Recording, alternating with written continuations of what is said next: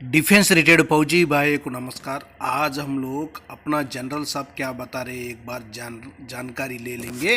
अपना chief of the army staff जो ex serviceman के बारे में भी बहुत कुछ बता दिया है साहब ने, क्या क्या बता दिया है। और OROP 3 का भी है, और डिसेबिलिटी पेंशन, फैमिली पेंशनर्स और जो PMR वालों उनका भी बातचीत किया हुआ है। सभी जानकारी इस वीडियो को माध्यम से अभी हम लोग ले लेंगे, उनका बात हमें एक बार सुनेंगे। यह ह्यूमन कैपिटल अनुभव, अनुशासन और प्रतिबद्धता से भरपूर है और इसे राष्ट्र निर्माण के प्रयासों में एक महत्वपूर्ण योगदान देने में उपयोग में लाया जा सकता है। इस दृष्टिकोण के अनुसार सेना को राज्य सरकारों तक सक्रिय रूप से पहचान बनाने का प्रयास जारी है। उन विभिन्न क्षेत्रों और पृष्ठभूमि का विस्तार किया जा रहा है जहां पूर्व सैनिक राष्ट्र निर्माण के प्रयासों को सुदृढ़ करने में सहभागी बन सकें। इस प्रयास के दो पहलू हैं जिन्हें समानांतर रूप से आगे बढ़ाने की आवश्यकता है। पहला, राज्य को अपने कार्य में वेटरन्स की समावेशिता से कैसे लाभ हो सकता है, और दूसरा, मान्यता और योगदान का एक पूरक संबंध स्थापित करना जो पूर्व सैनिकों और राज्य सरकार दोनों के लिए विन विन स्थिति उत्पन्न करे। इस तरह की कार्रवाई जिला स्तर पर भी विचाराधीन है। इस अवधारणा पर कुछ राज्यपाल के साथ चर्चा की गई जो स्वयं भी पूर्व सैनिक रह चुके हैं, और इस प्रयास के मूल विचारों को उनका समर्थन प्राप्त हुआ है। इसी के मद्देनजर सारे आर्मी कमांडर साहब को अनुरोध किया गया है कि वो सारे चीफ मिनिस्टर्स को पत्र लिखें और बताएं कि हमारे वेटरन्स के बारे में क्या उनके स्ट्रेंथ हैं जो एक प्रदेश के काम आ सकती हैं, और जब वो चीफ मिनिस्टर से मिलें तो इसके बारे में भी बातचीत को आगे बढ़ाएं। इस पहल की सफलता इस बात पर निर्भर करती है कि सिविल फंक्शनरीज को कितनी कुशलता से समझाया जा सके और वेटरन्स के बीच समावेशिता और सामूहिक परियोजनाओं में भागीदारी के लिए तालमेल स्थापित किया जा सके। आपके साथ यह साझेदारी केवल एक तरफा नहीं हो सकती है।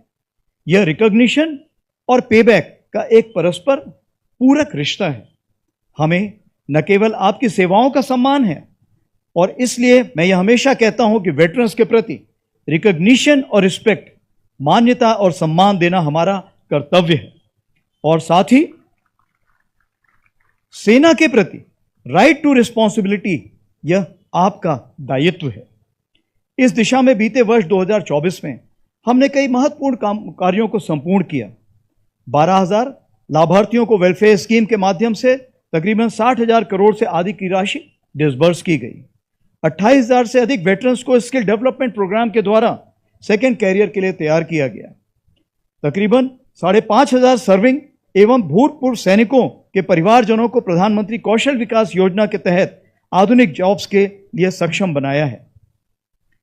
तकरीबन 450 ऑफिसर्स, 16,000 JCOs OR और 300 वेटरन्स तथा उनके परिवारों को आर्मी वेलफेयर प्लेसमेंट ऑर्गेनाइजेशन के माध्यम से रोजगार प्रदान किया गया है।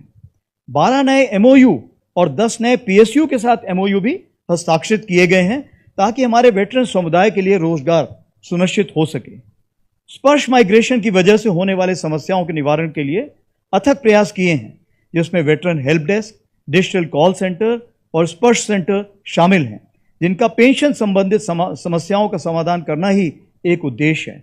मैं आपको बताना चाहूँगा, डिफेंस सेक्रेटरी साहब ने हुक्म दिए हैं कि जब तक ये स्पर्श का मुद्दा सॉल्व नहीं होता है, CGDA पेंशन से कोई भी स्टाफ कहीं ट्रांसफ़र नहीं किया जाएगा। उसी प्रकार से जो TCS है, जो कंप्यूटर की हेल्प प्रोवाइड कर रहा है, उसका पूरा स्टाफ अहमदाबाद से इलाहाबाद में भेज दिया गया है और वहीं पे बैठ के कार्रवाई कर रहा है। इसके साथ जो एडजुटेंट जनरल साहब हैं, उन्होंने भी अपने नुमाइंदे वहाँ लगा रखे हैं जो 24/7 वहाँ पर रहते हैं और जो भी एक समस्या है उसका निदान कराने की कोशिश करते हैं।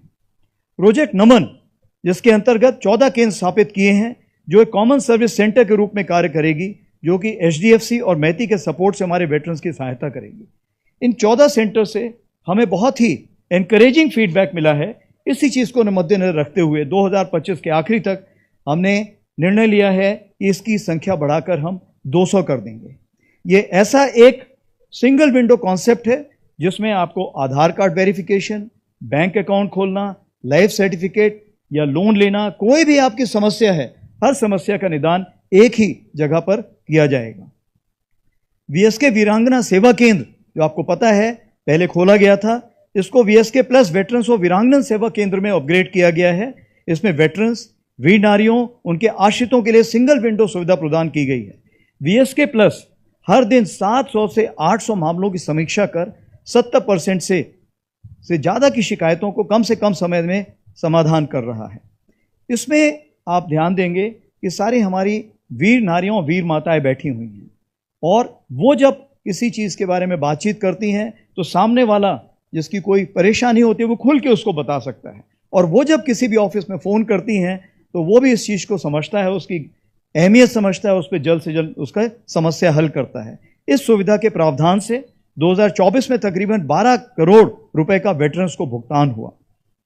ओआरओपी 2024 के तहत पेंशन इश्यूज को एड्रेस किया गया है और उससे संबंधित एनोमलीज का निवारण करने के लिए आवश्यक कदम उठाए जा रहे हैं। लिबरलाइज फैमिली पेंशन प्रदान करने के लिए स्पेशल ड्राइव के तहत 2250 केसेस का ब्यौरा लेकर तकरीबन 450 केसेस सुलझाए गए हैं और तकरीबन 19 करोड़ का आवंटन हो चुका है। बाकी केसेस पर भी कार्यवाही हो रही है। ईसीएचएस की पहुंच को मजबूत करने के लिए 23 नए पॉलिक्लिनिक निर्माण, 50 पॉलिक्लिनिक का अपग्रेडेशन और कर्मचारियों में वृद्धि को 1 नवंबर 2024 से रक्षा मंत्रालय की मंजूरी मिल गई है। इस साल जो हमारा सोच विचार है, जिसपे कोशिश यही है कि इसी फाइनेंशियल ईयर में उसका डिसीजन आ जाए, वो है मोबाइल मेडिकल यूनिट्स तकरीबन 130 से ज़्यादा, डोर डिलीवरी ऑफ मेडिसिन के बारे में होगी। साथ में हमने एक ईसीएचएस स्पर्श का एक नया इनिशिएटिव शुरू किया है, जिसमें हमारे कॉलेज और स्कूल के बच्चे जो हमारे सीनियर ईसीएचएस मेंबर्स हैं, जब वो हॉस्पिटल जाते हैं उनको जो परेशानियां होती हैं उसकी समस्या को हल करने के लिए वो वॉलंटियर बन के आते हैं। इसमें तकरीबन हमने 80 सर्टिफिकेट ऐसे ईसीएचएस स्पर्श के नाम पे इशू किए हैं और कोशिश यही है ज़्यादा से ज़्यादा स्टूडेंट आएँ और इसका फ़ायदा उठाएं, जिससे हमारे जो सीनियर वेटरन्स हैं उसको भी इसका फ़ायदा मिल चुके। इन प्रयासों के अलावा आपके समर्थन देने की हमारी कोशिशें हमेशा जारी रहेंगी। साथ ही मैं आपसे आग्रह करता हूं कि आप परिवर्तन के स्तंभ और पूरे राष्ट्र के परिवर्तन के अग्रदूत बने रहें। आपका ज्ञान, देशभक्ति और निस्वार्थ सेवा हमारे लिए अमूल्य है। युवा पीढ़ी के लिए आप मार्गदर्शक बने और उन्हें अनुशासन, देशभक्ति और सेवा के मूल्य सिखाते रहें। आइए हम एक ऐसा विश्व बनाने का संकल्प लें जहां भारत प्रगति, एकता और शक्ति का प्रतीक बने। हम देश के संरक्षक हैं और हमेशा रहेंगे, चाहे वर्दी में हो या सेवानिवृत्ति के बाद। अंत में मैं एक बार फिर से आप सभी के प्रति अपनी हार्दिक कृतज्ञता और सम्मान व्यक्त करता हूं। आइए हम एक उज्जवल, मजबूत और समृद्ध भारत बनाते हुए हाथ में हाथ मिलाकर आगे बढ़ें और हम ये सुनिश्चित करें कि हमारी विकास और विरासत के जुनून से आने वाली पीढ़ियां प्रेरित होते रहें। धन्यवाद। जय हिंद।